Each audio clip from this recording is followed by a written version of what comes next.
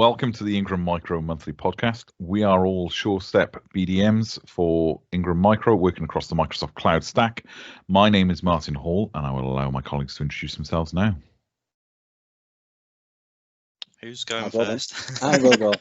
Hi everyone, I'm Steve Gray, and I look after SureStep from the Azure point of view. Then it's over to you. I'll go next then. So my name's Nicola Miller, and I look after the SureStep point of view from a modern workplace standpoint. And I'll go last. My name's Mike Markey. I work. Well, no, I don't work. Well, I do work, but I look after modern workplace in SureStep. And those introductions show that it's not scripted, people. This is going to be a fun one today. That's all I'm going to say. So you may be asking this question, what is the SureStep program? Well, it's a global program from Microsoft, and we have a team of 4 of our beautiful faces that we have today. So we have Steve in Azure, Martyn Hall in Dynamics, myself and Mike in Modern Workplace, and we're on behalf of Ingram Micro.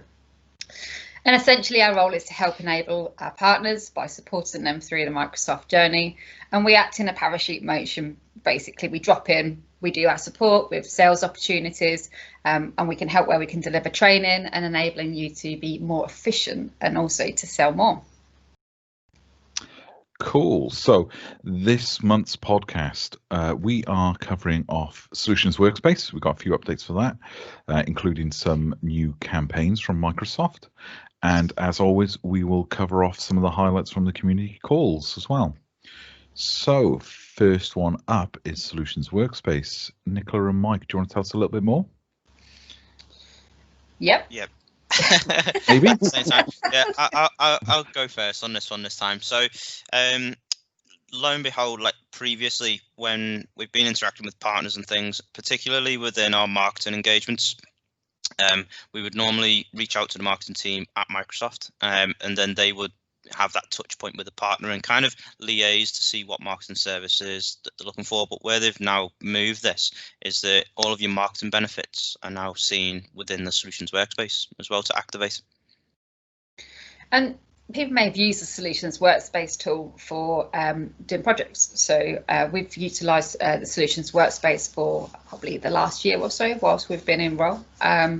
With that, if you sort of scroll that little bit further down the page, you will have those go-to-market offers and rewards. And this is where you can request co-branded marketing assets directly from Microsoft, or you can do some press releases with the Microsoft executive team, co-branded social media assets, all those kind of things. So if you want more deeper dive in this, then obviously that's our role. That's what we can do. So we can do that for you and help you walk you through it.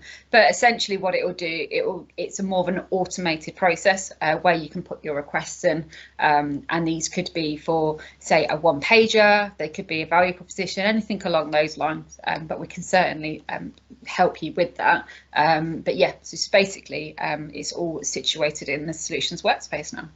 So I'm right in saying that these were all contained within Partner Center and they were activated in the Partner Center, right? That's correct, yes. So you have some go-to-market assets within your Partner Center, so you can activate your benefits that you get with your Microsoft membership. But with this, you do need to log into your Partner Center because it's associated with your partnership level in terms of your membership. So the higher grade in terms of if you go from a network member, you get very minimal, and obviously if you get gold, you get everything. So depending on what levels you're in. And what I would say off the back of that is that yes, everything was available, well, probably still is available in your Partner Center within the benefits area. But with regards to the marketing, once you click activate on those, they do have an expiration attached to them. So if you were to kind of, unless you've got a marketing department within your business who kind of drafts out these plans for you, I'd probably look to either reach out to ourselves first to kind of just, talk about those benefits and see which one might be right for you, because there's some which you kind of get throughout the year. They don't just expire within 3 months. Or alternatively, you can use our marketing team up at Ingram as well to have that discussion. I think marketing is such a varied subject. Some people love it, some people hate it.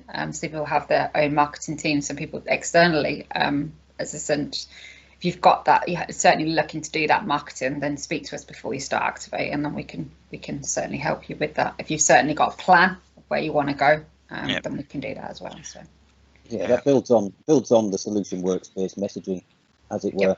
Microsoft pitched it last year as a virtual account manager for you to sort of build your business, and it's built into 3 sections. So the build section of defining your solution or service, it's got that marketing side after that, once you've completed that build piece, and the enablement, the sales piece for taking that to market and selling that to customers.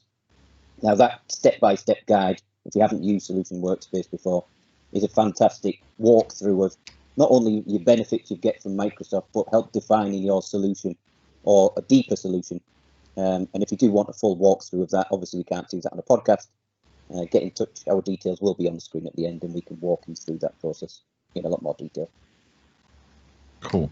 Talking about marketing campaigns in a bit more depth, actually, something that came out of the community calls for all the clouds actually was the new marketing campaigns that Microsoft are launching. So they are producing C-suite campaigns, as they've labeled them. It's actually shown a bit of a change on how Microsoft are going to be marketing their solutions, and rather than being quite siloed and sticking with Azure or sticking with Dynamics or sticking with Modern Workplace and just doing what they fancy, then they've actually combined it into a cross-cloud kind of marketing strategy.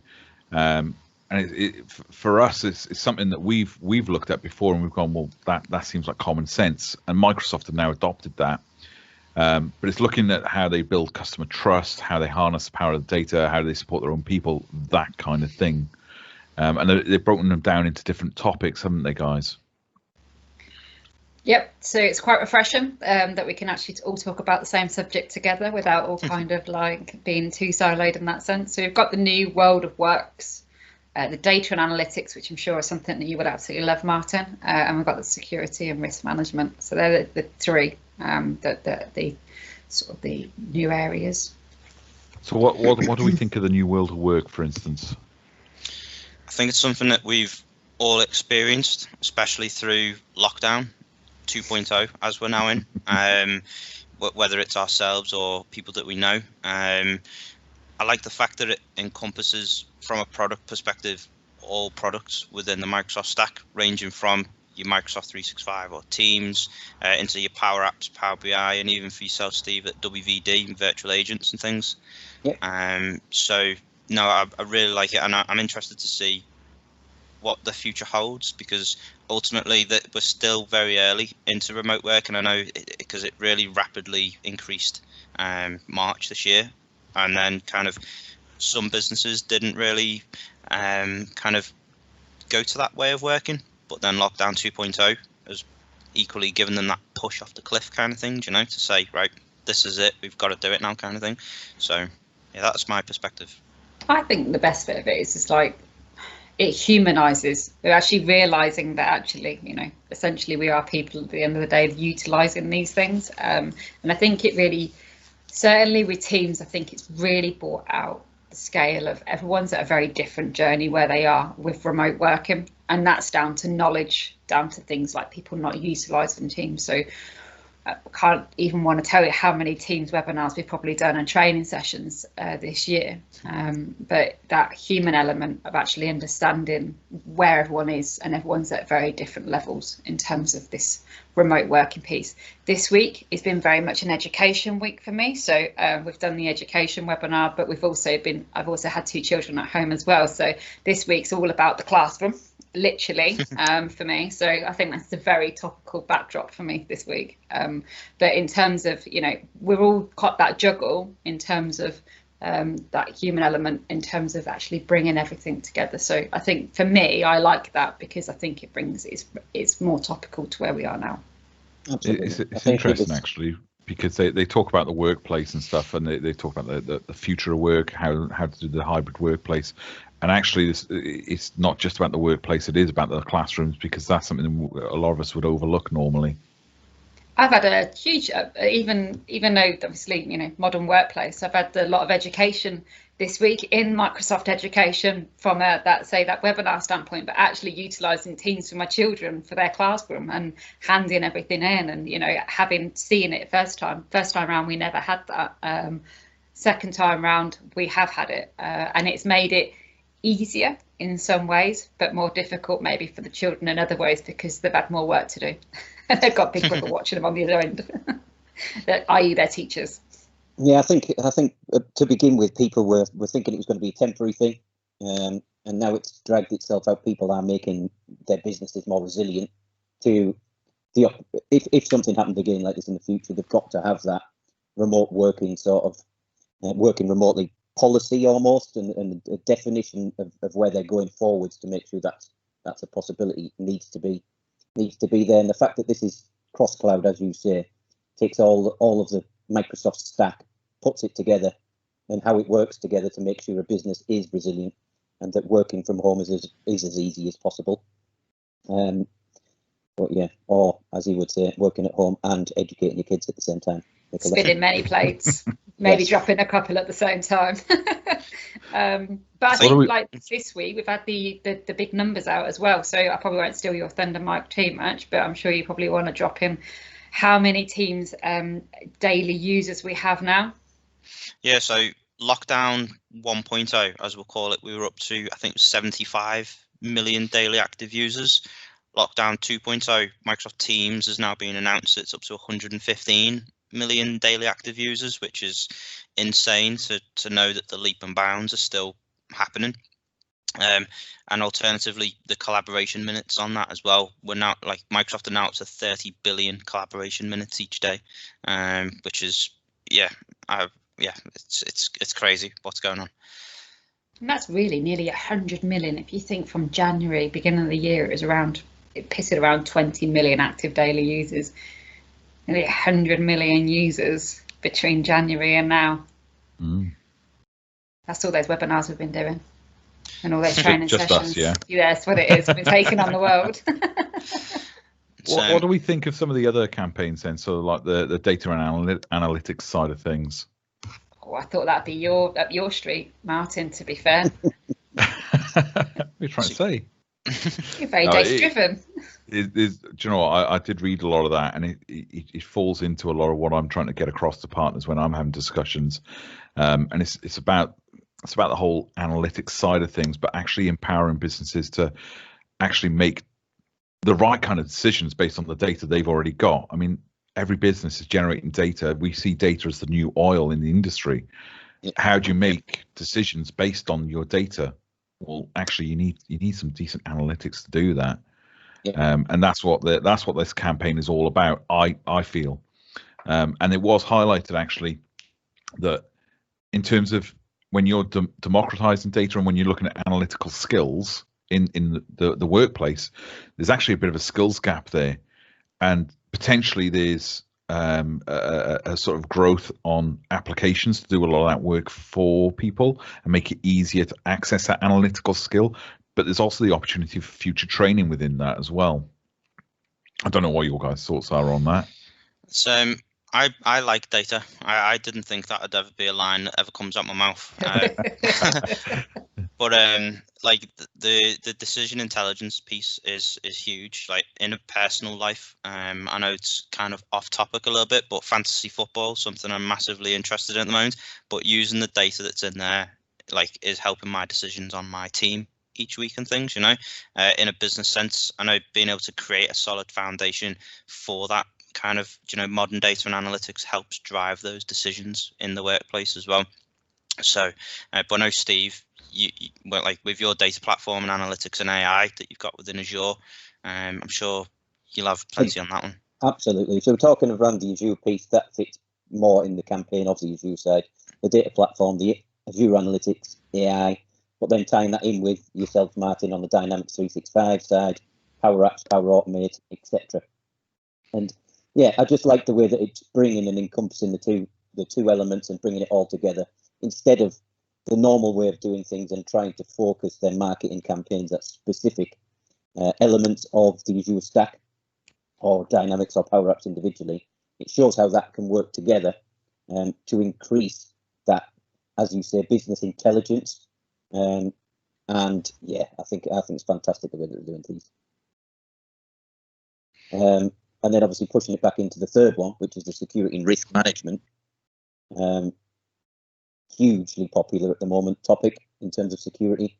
Yeah. And this one will cover all three of our clouds in terms of the fact that your EM&S pieces from a modern workplace, Dynamics and the fraud protection, and then from an Azure perspective, Security Center and Azure Sentinel, which is pertinent at the moment. What do you think about that one as an overall? I think security is a massive topic. I think we've probably been banging the drum a little bit about security. We did it certainly on the last call, but security from a Microsoft standpoint, as I said, I don't think anybody really probably takes the security in terms of that side's the power that we have in terms of what we do and how we've put so much research and costings and everything else behind it to make sure that actually we've got that full product for everyone. The fact it's gone across cloud, I think is really nice. I think me and Mike talk about security ourselves quite a lot, but bringing the Azure and the Dynamics in. And you've also got a bit of Surface in there as well that I see. So for me, it's really, really good. It's really nice to see that actually, for me, it's more about the cross-cloud than anything else that I actually really like about this. I think this comes in at the perfect time for the cross-cloud, because with your Office security, yes, that was obviously through a SaaS solution, as it were. And the fact that remote work's now become such a big thing, ensuring the security across the organisation from remote work has become the key focus. Securing your own local network, as it were, has been done, as it were, and now people have been thrown into this wider scope of cloud and accessing virtual networks or accessing their own networks from home. It's just making sure that that's completely up to scratch, I think, is a good focus. And the fact that this highlights the full Microsoft security stack is brilliant. And I think one of those key licenses at the moment that's kind of helping drive it from a modern workplace standpoint, definitely in the SMB space, is that M365 Business Premium. I know with it being one of kind of the hero SKUs at Microsoft for this FY, definitely given that EM&S solution in there, with all of that productivity stack is huge. And I know the commercials that partners yourselves watching this can gain off of just selling that license into it with the additional accelerators and things. But alternatively, that single pane of glass solution, you wouldn't fragment your broadband, TV, phone at home. So why would you look to do that for customers sometimes? It might be the right solution, but you mentioned that SKU, and it's a pertinent SKU for myself as well, because that gives the entitlements for Windows virtual desktops, and that would be in the minimum SKU required to get those entitlements. I'm happy for you to push that from my side. I think one of the biggest pieces, though, you touched on it there, around enabling secure remote work.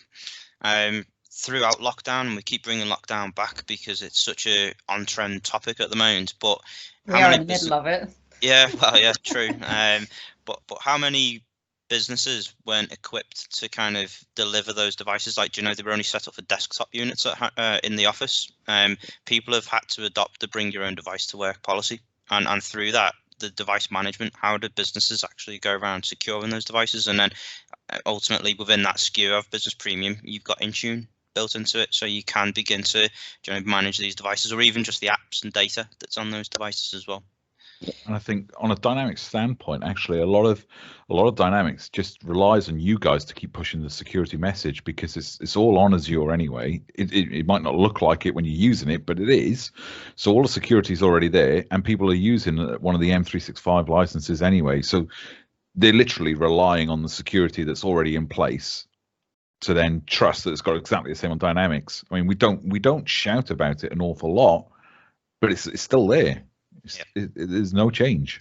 So I always look at the Microsoft ecosystem. If you've got fragmented endpoints for, say, security, so your MDMs, your Spoof and everything else, A, it costs more money. B, you've got multiple billing, you've got multiple subscriptions. But equally, the way I look at it in terms of the bigger picture, in terms of certainly transacting over 3 clouds, is that it's a bit like a jigsaw puzzle. And it's all built to work in its own ecosystem. If you start bringing these fragmented endpoints, that jigsaw puzzle won't fit as nicely and succinctly. And I always look at it from that standpoint and go, well, actually, if you are using Azure and Dynamics, it's all built to work together. So it makes sense to keep everything all in that same ecosystem, because it's just built to work. It's like trying to put a Lada Samara with a Ferrari sometimes, you know what I mean? Sometimes it just doesn't work. Probably a terrible analogy there, probably far too old for some people. Yes. Yeah, right, whatever. Don't pretend to be young, Steve. And then just bringing all of those together, obviously one of the marketing services that no matter what membership level you are as a partner, network member, action pack, silver or gold, all of these campaigns are actually available for you to utilize through digital marketing content on demand.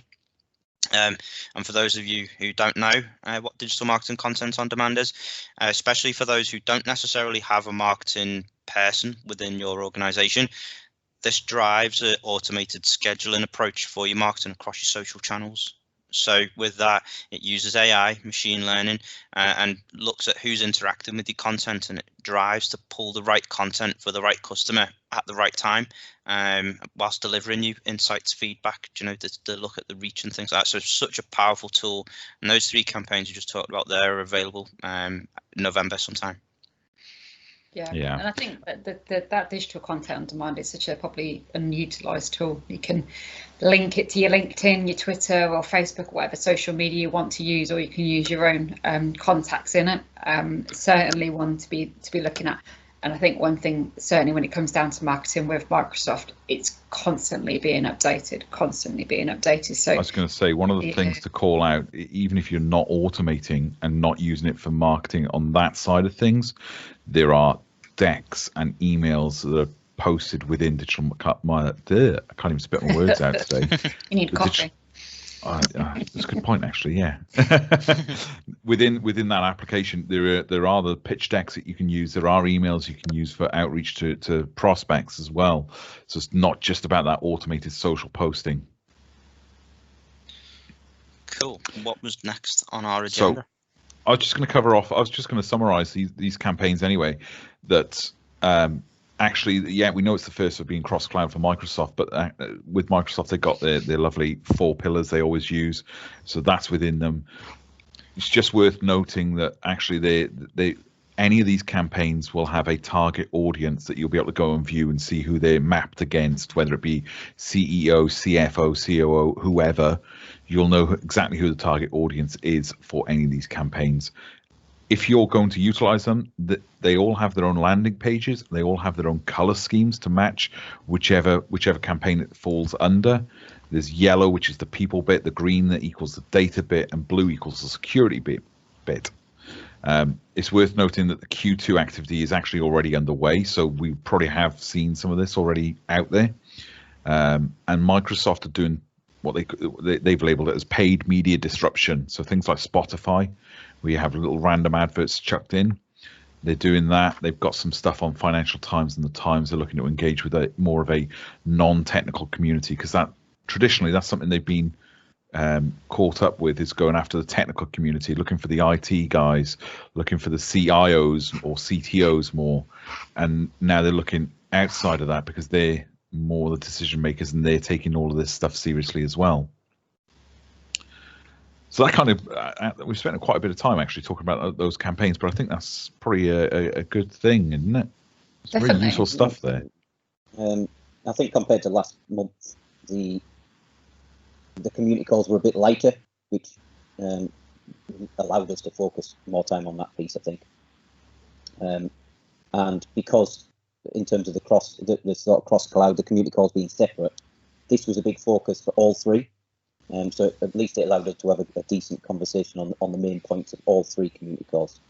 So yeah, yep. I think it's really good for us. And as I say, if you want any more details on these or where to find them, get in touch with us, and we can talk you through any of those bits. Cool, and that kind of it does bring us up onto the community call updates, the specific cloud sections. I'm going to go first because when we let Modern Work do it last time, you guys took forever. Well, just because we've got more to talk about, Martyn. There's That's two why. of us as well, yeah. Yeah. So I'm gonna steal some time back for this. There was quite a lot of content. Most of it was pointing people in directions for different things. So for anyone who needs business applications support or content material, whatever, they have generated a new aka.ms link. So it's aka.ms/bizapps resources. So that link will be kept up to date with the most relevant information at any given time. I know that the guys internally at Microsoft are working hard to make sure the content's always fresh and updated throughout a month, not just month end, which is really good. A lot of people in this community will have already seen, but Chris Huntingford is doing 3 days of Power Platform stuff. I say stuff. There's one about like starting your Power Platform practice. There's a supercharge it, and there's a hack it speed stuff. Lots of Power Platform, whatever stage you're at, and that's 24th, 25th, and 26th. There is also another event he's doing on the 4th of December as well. And I know I'm probably going at some speed to talk to you guys like that, but there's another link that if you want to find the information for it, there's the whole registration information on this page as well. It's another AKA link. So it's aka.ms/Power Platform UK events. So very easy to find. For business applications, there's a little bit more talk around things like Microsoft Project. So we've probably seen Project in the past where you'd create a project and it would assign different tasks to different people. There's a little bit more of a change to this now, and there's a trial license if you want to go and use it. It's on project.microsoft.com, but it's built on the Common Data Service as well. So it's actually taking more of a switch into Power Platform. And it wouldn't surprise me if it becomes more of that kind of application that sits across cloud and probably deeply integrates into Microsoft Teams. So I expect to see more of that come. But it's especially useful as a project application when you combine it with things like Power Apps and Power BI. So I'd say have a look at that because it's really, really interesting thought of where Microsoft are going with different applications in the future. Couple of other things from me was there's a Success by Design training. So you can go and sign up to that if you want to. For the EMEA region, it's 4th of December. But there are dates for 1st of January and 12th of January, but just check out the timings for that. But if you want to register, the deadline is the 1st of January. Other updates, we had a couple of things on migration assistance. So if you have customers that are using on-premise Dynamics, whether it be AX or CRM, there is actually funding available from Microsoft for an assessment on upgrading to Dynamics 365, and you can find that on Microsoft Partner website. Any nominations that you're doing for these migration assessments, they need to be received by the 31st of December. So I just want to call out. I have a little bit more because I'm going to take as much time as I need to. You knew there were so many Dynamics updates. Busy world, Dynamics. So I've got I just wanted to talk a little bit about the Business Central piece. So Business Central actually has its own exam now. The exam was already in beta, but they've now attached a learning path to it, and more people are starting to take up the exam. I would say it's certainly worth going to have a look at because it is going to become a bit of a hero product for Microsoft if you don't already consider it that. Which actually leads me into the next bit, which is earlier this month we had an event called Directions. It's normally held in different cities around the world. It was going to be Prague in November. It had to be virtual. Ingram were there. We had a lovely virtual booth. I did see that on LinkedIn. I know, it's lovely. Really nicely designed. We had lots of content there. We also addressed some stuff at the keynote as well, where we had Jason Singer and Matt Battery talking about Dynamics. But some of the key stats that actually came out from that, there are actually 10,000 active customers on Business Central now. So it's quite a good number to see, actually. because it's relatively new product overall, and it's doing really well. By really well, I mean it's in triple digit growth, 250% growth at the moment. Wow. Which, when you throw numbers like that around, you go, this is on a steep growth curve. This is something that everyone's getting on board with, and that is kind of me. Except I just realised I have one. Except these other One more, 7 points. He really is taking the time back this month, isn't I he? thought he was going to add the Hang triple digit growth in percentage of his beard length as well. So the one more big thing, and I will leave it at one more. Kind of big news, but it is literally just a name change. No way. Microsoft and a name change? I know, who'd have thought? So Common Data Service, if you remember back a few months, Common Data Service was going to be named DataFlex, and they went, oh, that sounds a bit naff. We'll make it DataFlex Pro. And they went, oh no, we can't do that. It's trademarked. So so they went back to Common Data Service, but now they have a name, and it's called Dataverse. Ooh, I like that. taking it from Marvel. It does sound like it's out of a film, I'll be honest. Yeah. So expect to see more on that in the next few months or so. And I promise that is me. On the next podcast, Martyn's wearing a cape. I'll have a gauntlet as well. Cool. I may as well cover these viewpoints quickly because there's not too many specific. So the first ones is we've got a load of collateral that Microsoft have created around sales campaigns creation. It's the more specific battle cards, as it were, and it's by focus area in Azure. So around working remotely, working securely in full Azure data migrations. Now, there's a lot of content in here with access to pitch decks and data sheets and how-to guides and workshops. There's tons of bits in there. So if you are interested in getting access to any of those, get in touch and we can walk you through them. There's far too much to speak about, even on a podcast. And the other piece that I did want to cover covers all three clouds again, and that is the CSP digital experience that Microsoft have out there has been updated. And let me just cover some of the details if I can find it. There it is. I was on the wrong slide, that's fine. So what they've done is they've streamlined the growth journey, so they've put like different onboarding, go-to-market and sell documentation in there. All of that is in Solution Workspace. As I said, there's FY21 go-to-market campaigns, sales plays for all three clouds.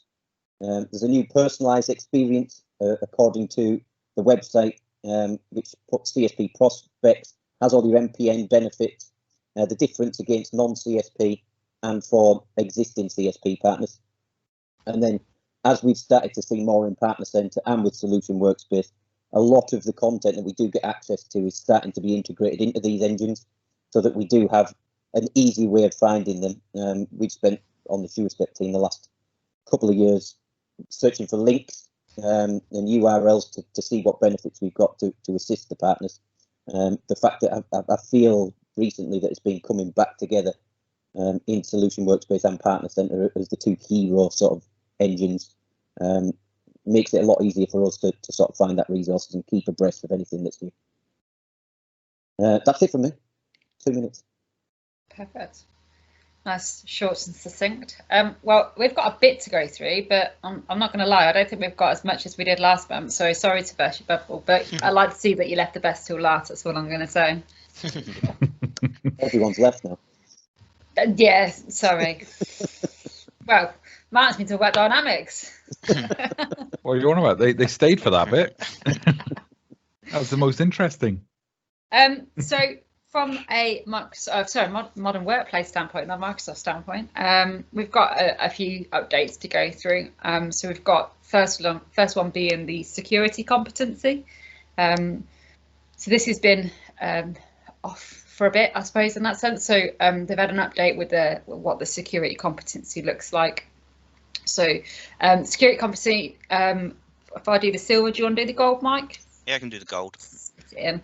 So silver competency, basically what you need to do, you need to have an individual certified to a required level, and that requirement will be an MS 500, which is the Microsoft 365 Security Administrator exam, or an AZ 500, which is the Cloud Azure Security Technologies. And they must demonstrate a customer's performance. So 1,000 active users. Oh, I'm not doing very well now, am I? So demonstrated a customer's performance. So 1,000 active users in Microsoft 365 security workload, or $500 a month security Azure customer consumption within the previous 12 months. So that's for silver. And then for gold, I'll let Mike tell you, because obviously I'm just going to muck it up. So in terms of gold, you can take the exams that Nicola had just mentioned and quadruple those. So it's but instead of it being or, it's and. So you have to have 4 individuals pass the MS 500, that security administrator, and you have to have 4 individuals in AZ 500 as well. It can be the same person that passes both of those.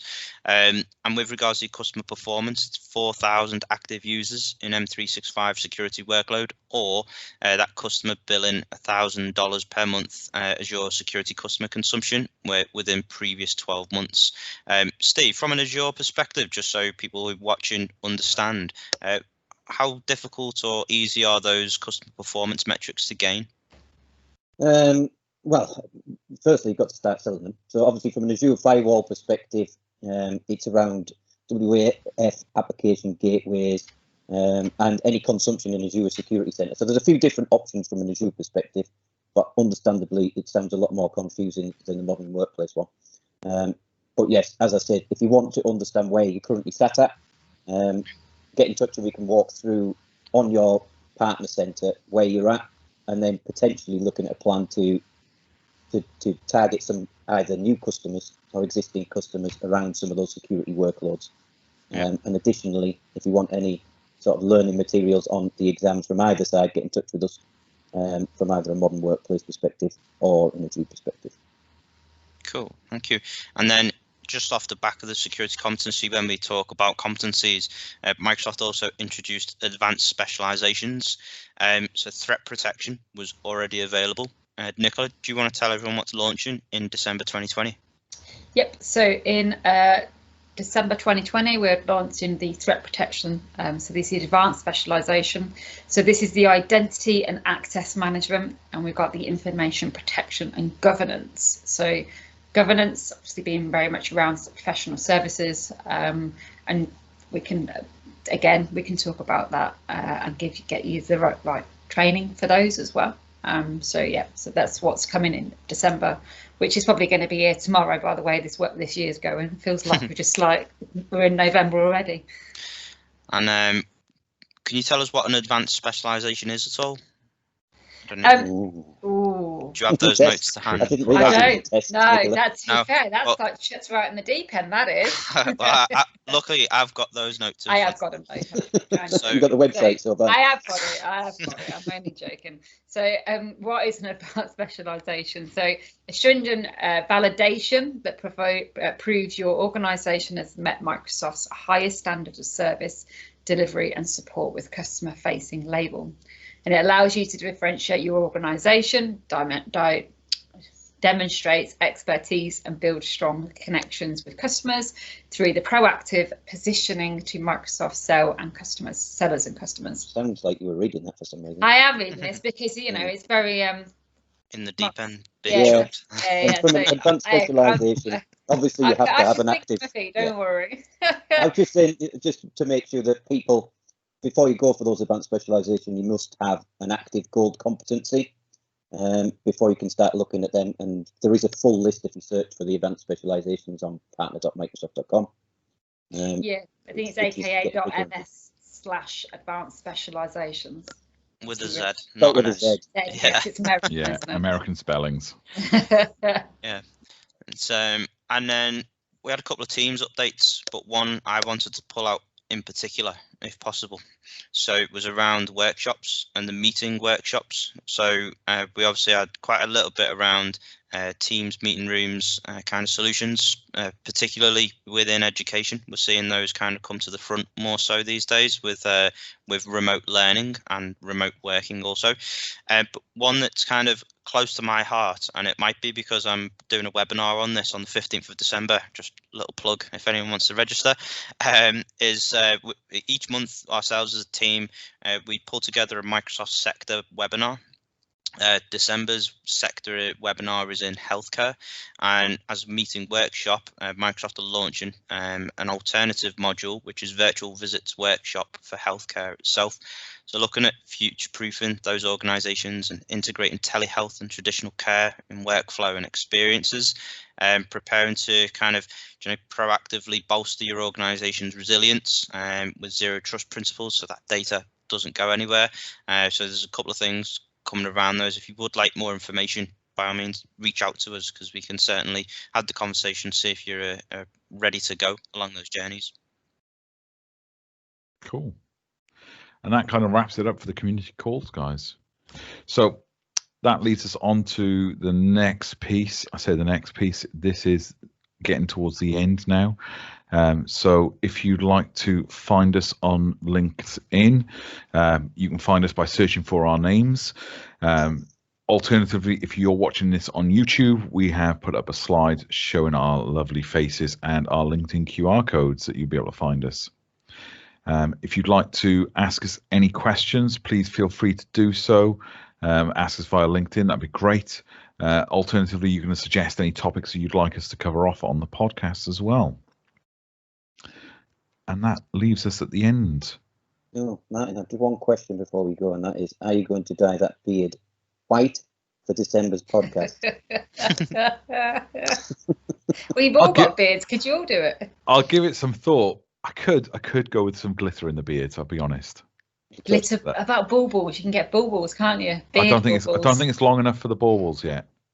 Maybe for December though, it might be long enough then. I think, to be fair, I think Steve's getting quite long these days. I think we could probably put baubles in that and come December. I'm happy with that. I don't do Christmas really, so if anything, it'd be a bar humbug hat or something. Right, we're going to put Scrooge behind you next month. Then that's it. What a way to end the meeting. I know. Excellent. Well, guys, ask us any questions you feel like, and reach out, and we'll speak to you, and hopefully you'll be listening next time. Thank you very much. See you guys. Bye.